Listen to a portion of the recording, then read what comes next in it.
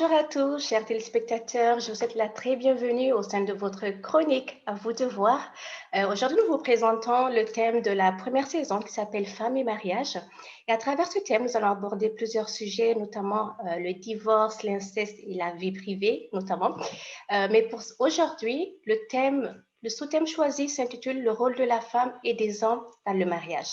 Et pour traiter de ce sujet, j'aimerais vous introduire ma collègue Marie-Michel, qui sera la co-animatrice de cette capsule. Marie-Michel tient à cœur vraiment l'amélioration de la condition féminine et pour ça, je t'en suis reconnaissante vraiment d'être là aujourd'hui. Et nous aurons aussi avec nous Farah, qui vit à Blainville, Halima, qui est à Ottawa, et Monsieur Baldé, qui vit à Cork, en France, pour aborder ce thème. Donc, comme d'habitude, ça nous prendra à peu près une trentaine de minutes pour traiter le sujet de fond en comble. Vous pourrez peut-être être en accord ou en désaccord avec ce qu'on va dire. Ça sera à vous de voir. Et juste avant de commencer, pour vous mettre dans le contexte, on a vu une petite statistique qui a été faite en 2017, dans lequel 23 pays sondés, entre autres l'Espagne, la Suède, l'Indonésie, pensent que le rôle d'une femme dans la société est avant tout d'être une bonne mère et une bonne épouse. Est-ce vrai? Est-ce faux? On va le découvrir dans un instant. Donc là-dessus, je laisse la parole à ma collègue Marie. Bonjour à tous. Tel que Rokia l'a mentionné, je suis la co-animatrice de la chronique À vous de voir. Donc, juste pour donner un peu de contexte dans la chronique d'aujourd'hui, donc on a nos trois intervenants aujourd'hui qui vont pouvoir nous parler de trois questions en particulier. Donc, je vais lancer la première question. Donc, quel est le rôle de la femme et de l'homme dans votre pays d'origine? Donc, on y va un peu plus générique. Et puis, je vais lancer la balle. En fait, qui aimerait commencer? Est-ce qu'il y en a des volontaires pour cette première question? Sarah? Ouais, moi, si tu veux, je peux commencer à développer. Oui? Allons-y. Tout d'abord, je remercie dans l'ensemble de m'avoir choisi pour m'exprimer sur ce sujet, dans ces différents sujets qui se présentent. Aujourd'hui, je remercie les organisateurs et puis en général. Donc, en quelque sorte, moi, je vais essayer d'abord de parler de l'homme qui incarne dans un foyer. En fait, dans mon pays d'origine, j'ai toujours j'ai assisté je suis issu d'une famille polygame, donc je sais que veut dire les raisons et quels sont les rôles des hommes et les femmes réellement dans un foyer. Et dans mon pays d'origine précisément, l'homme, c'est le responsable principal du foyer. Ça, c'est dans notre coutume, dans notre quotidienne, dans notre vie particulièrement, il est le seul, c'est comme si on disait le maître suprême. C'est le suprême dans un état, en quelque sorte. C'est l'homme qui doit assurer le rôle pour que sa famille, sa femme, ses enfants ne se manquent de rien. En fait, prendre soin de sa femme, être à la hauteur de ses attentes, en quelque sorte, assurer une bonne cohésion, en quelque sorte, dans une famille. En fait, les liens, et puis le respect mutuel entre son mari et sa femme. Merci. Et ça, je Est-ce que dois tu veux rajouter? développer parce qu'on passerait la journée. Parfait. Bien, ça donne déjà une belle introduction. Est-ce que Excuse-moi, Marie, Lina? j'ai comme envie de rebondir un peu sur ce qu'il vient de dire. Absolument. Mokhtar, quand tu dis il est le maître suprême, qu'est-ce que tu veux dire? C'est lui qui prend les décisions. Quand tu dis il doit pourvoir, tu parles de financier. Quand tu dis il doit prendre soin de la femme, est-ce qu'il doit cuisiner? Qu'est-ce que Il tu veux dire? doit, dans tous les domaines, en fait, en quelque sorte. C'est-à-dire, c'est lui, en fait, il propose. Ça exclut pas que sa femme doit proposer. Mais d'abord, c'est à l'homme d'entreprendre, c'est à l'homme de... La femme, d'abord, la première parole revient toujours à l'homme dans le foyer. Le second parole revient à la femme. C'est-à-dire, c'est ce qui est dans notre coutume, dans notre pays d'origine. Entre-temps, la femme, elle est responsable du foyer. Il peut être responsable du foyer à l'intérieur, mais assurer une bonne continuité dans le cadre vie, le fonctionnement réel, le noyau, c'est l'homme. Parfait, merci pour ces clarifications. Marie, je te relance la balle, pardon. Parfait. Donc, je crois que Farah, tu étais prête à répondre à la question, à moins que tu veux faire du pouce un peu sur qu'est-ce que Valdé a dit. Non, je suis prête à répondre de mon point de vue. Ce que j'ai vu, je suis d'origine haïtienne. J'ai grandi ici à Montréal. Donc, moi, mon interprétation, c'est ce que j'ai vu chez moi. Et c'était commun, c'était la communauté aussi. Donc, nous, l'homme, c'était le capital de la maison. Donc, tout ce qui était économie, dans ma vision des choses, c'était le papa, c'est lui qui gérait les économies, c'est lui qui était le responsable de la maison. C'est lui qui était vraiment le travailleur attitré, tandis que bizarrement, ma mère travaillait, mais j'ai toujours vu l'homme, c'est lui qui travaille. Ma mère, pourtant, elle travaillait beaucoup. Ma mère, son rôle que moi, j'ai interprété son rôle comme la femme qui s'occupe de la maison, tout ce qui est l'administration de la maison, les enfants. Lorsque je rentre à l'école, c'est maman qui est là, c'est maman qui s'occupe de nous, c'est maman qui fait à manger. Tandis que mon père, c'est lui qui est aussi reconnu pour le monsieur qui s'occupe de l'éducation. Donc, quand le butin arrive, ben, c'est papa qui va regarder ça. Maman, elle est là plus pour comme s'assurer que tout le monde respecte les règles. Et si le papa intervient, mais là, c'est une grosse chose. Donc, moi, c'est ce que j'ai vu et c'est ce que j'ai interprété que ça devrait être dans mon mariage. Je pensais que mon mariage serait comme ça, mais pourtant, j'ai compris que le voir, c'est une chose, mais le vivre, c'est une autre chose. Donc, c'était pour moi un phénomène étrange, le mariage. Donc, c'est vraiment ça. Donc, mon papa, c'était ce que j'ai toujours pensé, c'est que mon père et mon mari allait être comme mon père. Donc, c'est lui qui allait assurer la maison au niveau du travail, malgré que j'ai toujours travaillé. Et moi, je travaille, mais aussi le 90% des tâches ménagères, c'était moi. C'était la nourriture, les enfants. Mais le mariage, quand je suis arrivée au mariage, mais c'était complètement différent. Donc, je n'ai pas vécu exactement comme ma mère pensait, en pensant que j'étais une super... Quand je me suis mariée, je pensais que je devais prendre le rôle à 100% et j'avais la folie d'être une superwoman. Et j'ai vu que c'était à mon désavantage. Donc, je pensais que c'était... oui, je travaillais, mais là, j'étais en congé maternité, j'ai eu l'enfant, je pensais que je devais tout faire à la maison. Et j'ai tout de suite compris que non, il fallait partager les tâches de façon différente. Mais ça continuait quand même que mon mari, oui, il travaille, mais je travaille. Donc, on essaie de faire la division des tâches différemment de ce que j'ai connu dans mon enfance. Parfait. Merci beaucoup pour ta réponse, Farah. Donc, Alima, est-ce que tu peux répondre à la question? Bien sûr. Alors, moi, je suis d'origine guinéenne. Et je dirais que le rôle de la femme et de l'homme en général, en Afrique, c'est presque pareil. C'est comme, ou même de là ici, comme elle le disait.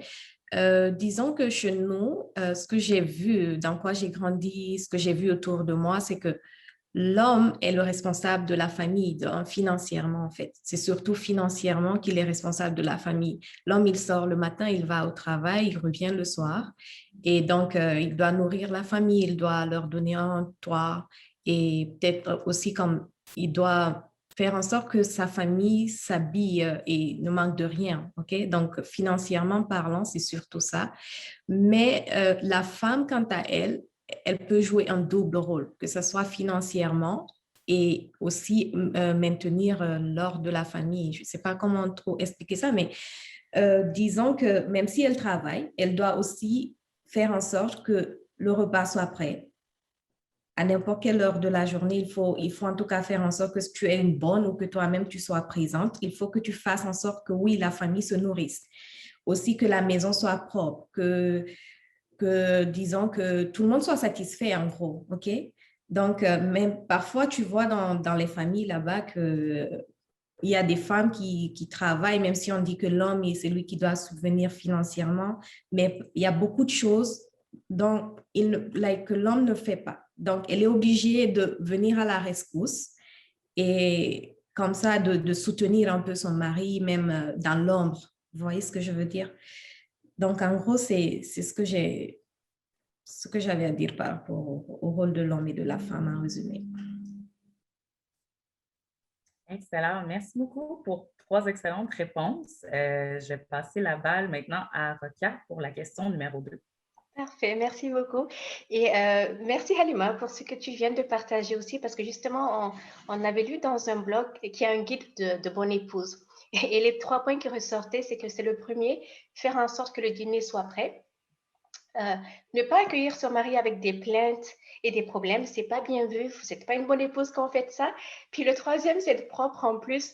Donc, être propre dans le sens où se maquiller, être sexy, la maison est propre, tout est là. Donc, vous êtes bien et belle et prête pour monsieur, quoi, en quelque sorte. Je n'ai rien contre ça, je vous partage juste ce qu'ils ont dit dans un blog. Donc, ça va nous amener à la 2e question, justement, et Farah l'avait déjà avait déjà commencé à l'entamer. C'est, avez-vous des attentes ou avez-vous des attentes dans le futur particulières quant à vos époux ou épouses?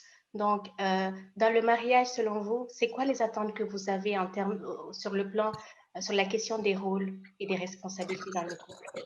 Donc, Farah, je ne sais pas si tu voulais continuer parce que j'avais déjà commencé dans cette lancée, donc je te passe la balle. Parfait, merci. Mes attentes étaient, je trouve que, bon, j'ai assumé que mon mari allait prendre le rôle que j'ai reconnu par rapport à mon père, ce que j'ai connu. Donc, c'est sûr que c'est lui le comptable de la maison, c'est lui qui s'occupe des finances, c'est lui qui rapporte aussi de l'argent, mais pourtant, je rapporte de l'argent aussi. Donc, nous sommes 2 à travailler. Mes attentes étaient plutôt pour moi.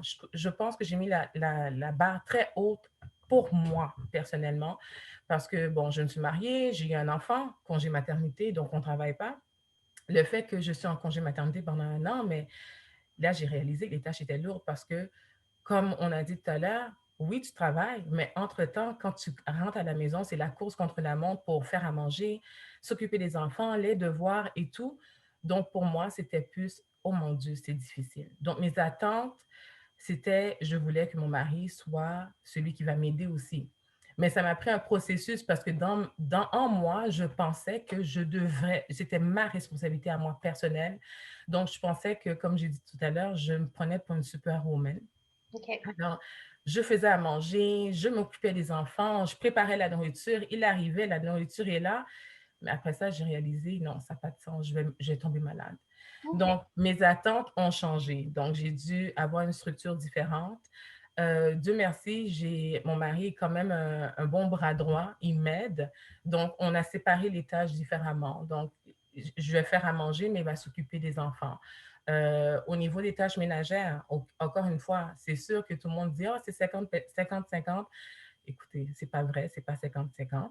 En tout cas, chez nous, je fais plus souvent le ménage que mon mari, mais il m'aide quand même à faire le ménage, donc il va me supporter dans ce sens-là. Tout ce qui est rapport avec les bébés, dans ma vision de ce que j'ai connu comme enfant, ma mère, elle changeait les couches, elle faisait tout pour les enfants, mais là, je n'ai pas pu continuer à gérer comme ça. Mon mari était impliqué dans ces tâches-là aussi, parce qu'on s'entend quand que 2 personnes travaillent dans une maison, c'est pas la même chose, c'est pas la même dynamique que ce que je pensais au niveau de mes attentes.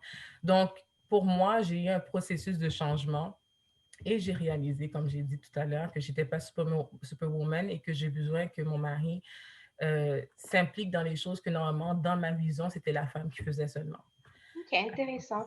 Donc, c'est intéressant ce que tu dis parce que parfois on pense que c'est à cause de la société qu'on se limite nous-mêmes et qu'on se définit des rôles, mais parfois, comme tu dis, le blocage, c'est à notre niveau aussi, à cause des traditions ou de ce qu'on a vu. Parfois, on a envie de le répéter inconsciemment ou consciemment. Et parfois, c'est encore une fois de revenir sur le point que nous avons quand même un certain contrôle, un certain rôle là-dedans, à dire non, à dire « Hey chérie, j'ai besoin d'aide » ou quelque chose comme ça. Et pour ça, il faut aussi avoir le courage de, non seulement la conscience de le voir, mais avoir le courage aussi de le dire et de s'affirmer de ça. Merci beaucoup, Farah. Très intéressant. Halima ou Mokhtar?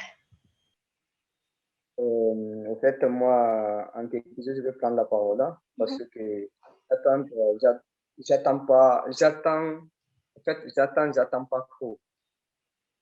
En fait, j'attends que j'éprouve, que j'aimerais que ma femme en personne, hein, je parle de moi, et en première partie, je vais dire que ma femme, son rôle, mes attentes pour que ça marche dans notre foyer, d'abord, tout premièrement, c'est s'assurer le bon fonctionnement du foyer. Parce qu'il est le responsable de la maison, accompagné à l'éducation de mes enfants, surtout parce que c'est lui qui est toujours là. Je ne suis pas là parce que je suis au dehors, je n'ai pas le temps. Je cherche à être, qu'on ne dépende pas à une autre personne de vivre au jour ou le lendemain financièrement. Qu'on n'attend pas au merci d'une autre personne pour pouvoir subvenir aux besoins des éducations de mes enfants. Je me bats pour eux, je me bats pour nous, je me bats pour à l'ensemble de la famille qui est à côté de moi et de ma famille qui est ma mère, ma famille. Je me bats pour l'ensemble de mes parents, en fait. Donc, il y a l'attente que si je ne suis pas là, que si je manque à mes rôles, en fait, si j'arrive à manquer à mes rôles, pour qu'ils me compensent, c'est-à-dire que je ne suis pas là, qu'elle est là. Que je cherche mes enfants qui sentent que si je ne suis pas là, ils ont quelqu'un derrière. Que je compte sur elle le jour où je ne suis pas en mesure d'atteindre ou bien en mesure de subvenir aux besoins de ma famille. Et donc, dans ce que tu dis, tu parles plus d'une relation de complémentarité. Donc, vous vous complétez mutuellement pour atteindre les objectifs de la famille, si je comprends bien. Et cependant, tu veux quand même être au devant pour tout ce qui est assurer les besoins financiers de la famille. Et pendant ce temps, tu comptes sur elle pour contribuer beaucoup dans la gestion de la maison. C'est bien ça? C'est ça. Okay. C'est ça. Parfait. Merci beaucoup. Halima, est-ce que tu aurais quelque chose que tu aimerais rajouter? Oui, en effet. Concernant mes attentes par rapport à mon futur époux, disons que déjà, j'aimerais que mon mari soit comme un partenaire pour moi, ok? Je veux pas juste cette expression de oui, c'est ton mari, comme on a tendance à le dire traditionnellement, c'est que c'est lui qui va faire seulement financièrement, par exemple, le reste, c'est à toi de le faire. Moi, je souhaiterais bien qu'avec mon époux, qu'on travaille à deux ou pas, je ne parlerai pas de cette tendance de 50-50 dans tout, mais j'aimerais bien que, même si j'ai des tâches particulières que moi, je choisis de faire ou que je m'impose de faire toute seule, je ne sais pas. Il y a des moments où j'aimerais bien qu'il soit mon backup. J'aimerais bien que ça soit, en fait, que ça soit naturel, qu'il sache que oui, ça peut être lui qui le fasse. Ça peut être, par exemple, que moi, je ne peux pas faire la cuisine. Il y a des problèmes de santé qui se posent, il y a des histoires de grossesse. J'aimerais bien que ce monsieur, il sache que oui, c'est normal de cuisiner de temps en temps, peut-être de faire le ménage, de sortir les poubelles, d'aller faire des courses. Et c'est vraiment important dans la vie de couple d'aujourd'hui parce qu'il ne faut pas qu'on ramène toujours tout à la femme, en fait, vous voyez. En gros, je pense que j'ai résumé ce que j'attends de quelqu'un. Ça fonctionne, merci beaucoup. C'est très apprécié, Halima. Donc, Marie, le micro est à toi. Donc, nous sommes déjà rendus à la dernière question. Et puis, celle-ci est un peu plus générique. Donc, vous pouvez ajouter votre propre saveur à la réponse. Donc, quel message souhaitez-vous partager? Donc, soit par rapport à cette thématique du rôle des femmes et des hommes dans le mariage ou en général pour tout ce qui est de l'émancipation, l'autonomisation des femmes à travers les traditions et les croyances. Donc, je vais passer la balle à Halima. Donc, si tu veux commencer. Oui, j'aurais bien sûr un message. J'aimerais que notre génération, notre nouvelle génération montante, qu'on essaie d'aller au-delà de nos traditions et coutumes. Il faudrait peut-être qu'on apprenne à nos enfants, que ce soit qu'on les éduque, que ce soit les filles ou les garçons, il faudrait qu'on éduque nos enfants à ce qu'ils comprennent que tu peux être tout dans un foyer, tu peux jouer tous les rôles en même temps. Comme quand on parlait tout à l'heure, il y a Farah qui parlait de cette histoire de changer des couches et tout. Il faudrait qu'on apprenne à se soutenir dans tous les sens du terme, que ce soit les hommes ou les femmes, il faut qu'on puisse être vraiment l'épaule sur laquelle comme on peut reposer pour notre conjoint. Vous voyez, parce que ce n'est pas seulement cette histoire de femme qui doit être aidée par l'homme. Il faut aussi que les hommes comprennent, par exemple, que il faut que ta femme travaille parce qu'un jour, par exemple, toi, tu peux ne pas être en mesure de soutenir ta famille. Et donc, elle est là, elle peut le faire financièrement, même quand toi, tu ne peux pas du tout. Donc, c'est vraiment important qu'on apprenne à éduquer, à élever nos enfants dans ce sens-là de nos jours. C'est le message que j'avais à passer. Merci, Halima. Donc, en gros, c'est vraiment tu fais du pouce un peu sur ta dernière réponse, ou est-ce que tu veux quelque chose qui est un peu plus équitable, ou est-ce que c'est un partnership, ou est-ce que c'est vraiment un partenariat entre l'homme et la femme? Donc, oui. Oui, c'est justement ça, c'est un partenariat. Le mariage, ça doit être un partenariat, on choisit son conjoint parce que oui, je sens que cette personne, ça peut aller entre nous, on peut fonder quelque chose, on peut évoluer ensemble, que ce soit dans nos carrières, que ce soit dans l'éducation de nos familles. C'est un peu ça, en fait, il faut voir en l'autre une sorte de partenaire. Quand je dis partenaire, c'est dans tout le sens du terme. Parfait. Merci beaucoup. Donc, Valdé, aurais-tu un message particulier à vouloir transmettre, soit sur ce sujet ou en général sur les avancées que les femmes peuvent faire et tout? Donc, je te passe le micro. En quelque sorte, moi, le message que j'ai à partager, Ali m'a presque tout partagé, mais dans le sens du terme, il faut savoir mélanger deux cultures en même temps.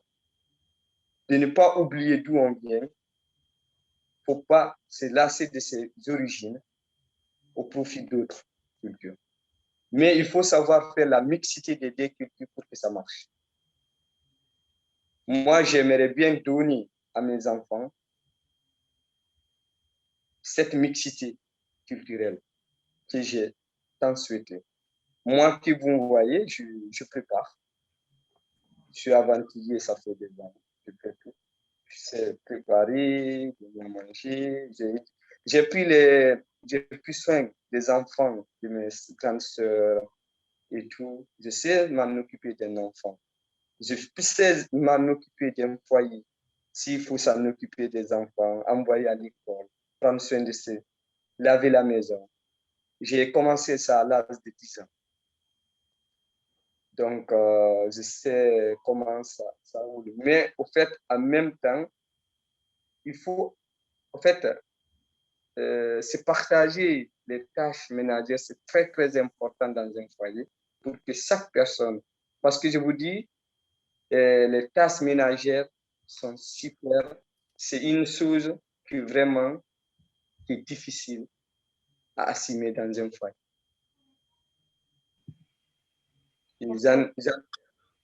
Mais je reste à la disposition de ma femme. Si elle en a besoin dans un foyer, d'assumer ses rôles,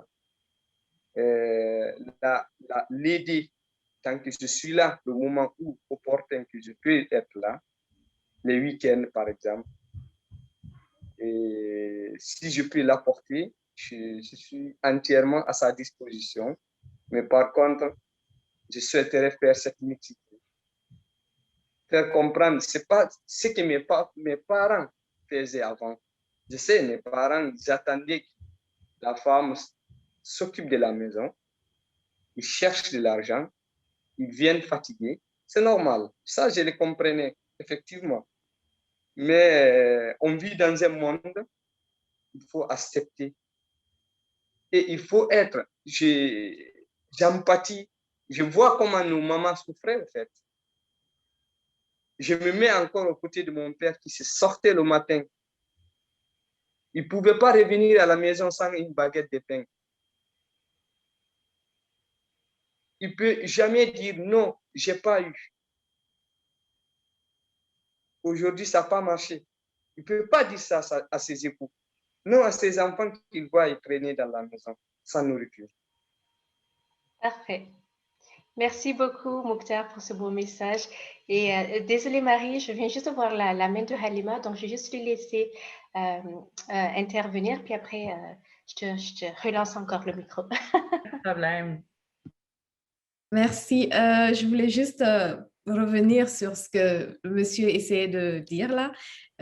Concernant comme tradition et culture, je ne suis pas contre les traditions du tout d'ailleurs, parce que moi, pour vous dire comme un exemple, moi, je me dis que faire la cuisine, c'est ma tâche dans un foyer, mais il faut qu'on comprenne qu'il y a des moments, par exemple, tout comme on dit que l'homme, c'est lui qui doit travailler, ramener le pain, faire ci, faire ça, il y a des moments où la vie, c'est pas toujours rose, en fait. Il y a des moments où quelqu'un peut tomber malade, parfois, il y a des gens qui peuvent avoir des problèmes. Des choses arrivent, en fait. Donc, il faut qu'on apprenne, pas comme ça se passe souvent dans mon pays en général, un homme qui ne fait...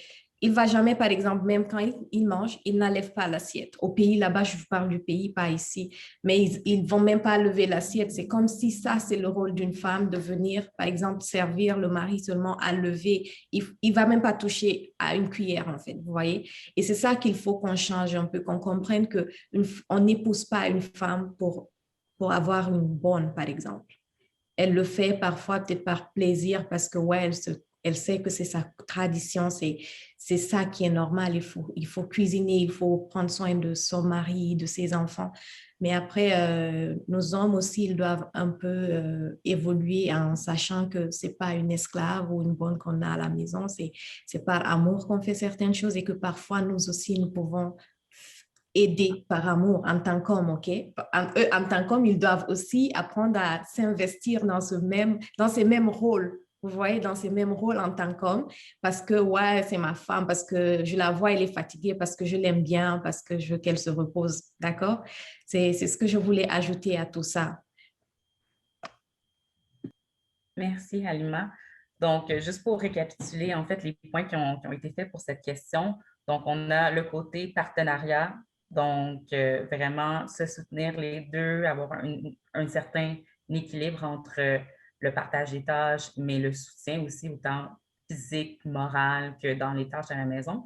Et du côté de Baldé, il y a une balance entre les traditions et le mix des traditions ensemble, donc prendre les points positifs de chacun.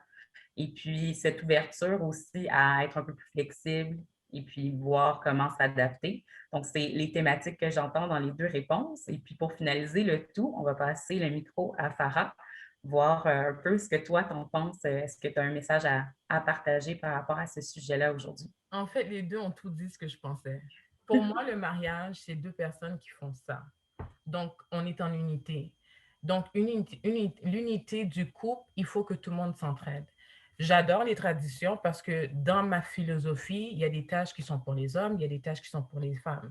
Mais comme dit Halima, à un certain moment donné, quelqu'un est épuisé, ça peut être le mari, ça peut être la femme. Donc, il faut retourner dans cette unité-là de j'ai besoin de toi, tu as besoin de moi, on s'entraide.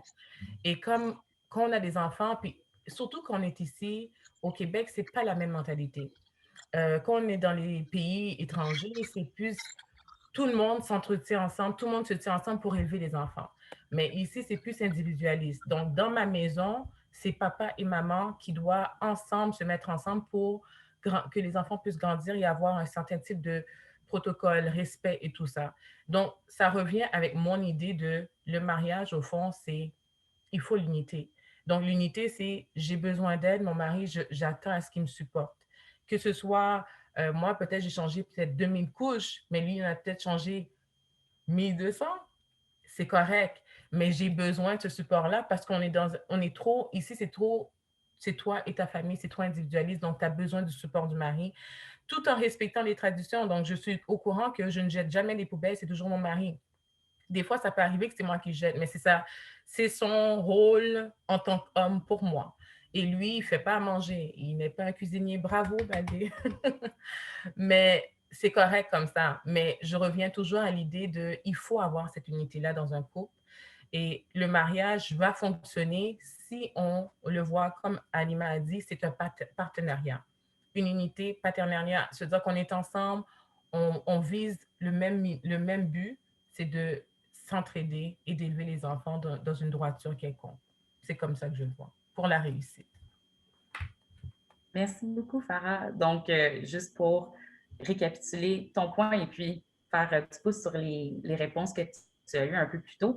Donc, c'est aussi de prendre ce qu'on s'est fait inculquer quand on était jeune, ce qu'on a vu en grandissant et de l'adapter à notre réalité en tant qu'adulte et aussi à notre partenaire dans notre mariage. Puis de voir qu'est-ce qu'on garde de ces traditions-là dans lesquelles on a grandi et puis comment on les arrime avec notre réalité aujourd'hui. Donc, là, pour toi, c'est plus lui qui va jeter les poubelles, mais si une semaine, ça donne que c'est plus toi qui vas le faire, tu es flexible aussi là-dessus. Donc, on revient aussi à la notion de l'ouverture et du partenariat qui ont été mentionnés un peu plus tôt. Donc, merci beaucoup pour toutes vos réponses aujourd'hui. Rokia, je te laisse le mot de la fin. Merci beaucoup, Marie. Merci à tous d'avoir été là. Merci pour ces réflexions. Honnêtement, ce que je retiens principalement, c'est que les traditions et les croyances sont importantes. Par contre, le contexte change et je ne pense pas qu'il y a un mal à ce que les traditions aussi évoluent avec le temps.